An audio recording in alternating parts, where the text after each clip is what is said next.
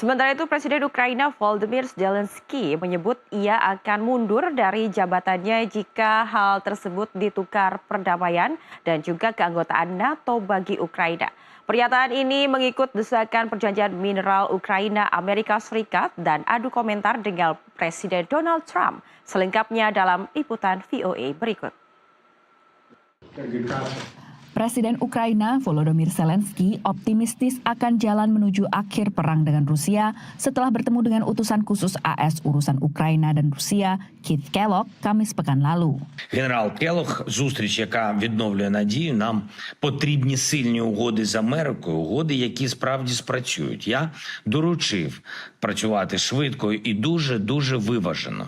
Економіка і безпека завжди мають йти поруч. І деталі угод мають значення. Чим краще прописані деталі, тим більше результат. Perjanjian yang sedang digodok memberikan AS kepemilikan atas 50% sumber daya mineral langka Ukraina, termasuk grafit, litium, dan uranium. Sebelumnya, Zelensky menolak perjanjian ini karena AS tak memberikan jaminan pertahanan. Presiden AS Donald Trump mendesak Zelensky untuk segera setuju dengan perjanjian ini. I've had very good talks with Putin, and I've had not such good talks with Ukraine. They don't have any cards, but they play it tough. But we're not going to let this continue. This war is terrible.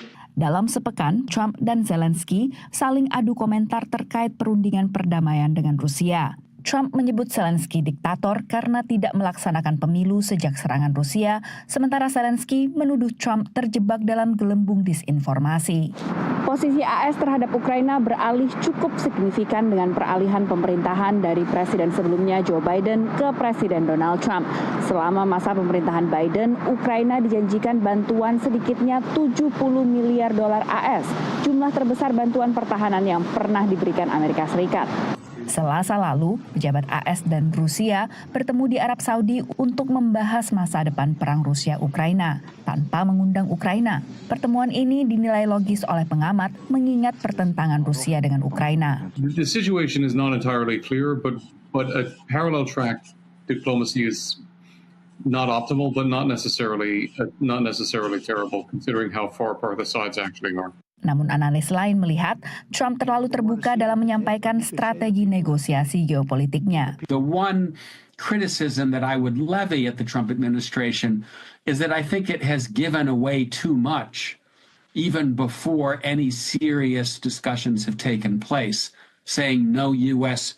boots on the ground, no NATO membership. This is all putting the cart before the horse because we need to get a deal to stop the killing. Menlu AS Marco Rubio menyatakan akan ada kemungkinan Trump bertemu dengan Presiden Rusia Vladimir Putin. Namun pertemuan ini hanya akan terjadi jika ada perundingan yang akan bisa mengakhiri perang di Ukraina. Dari Washington DC, Virginia Gunawan dan tim VOA.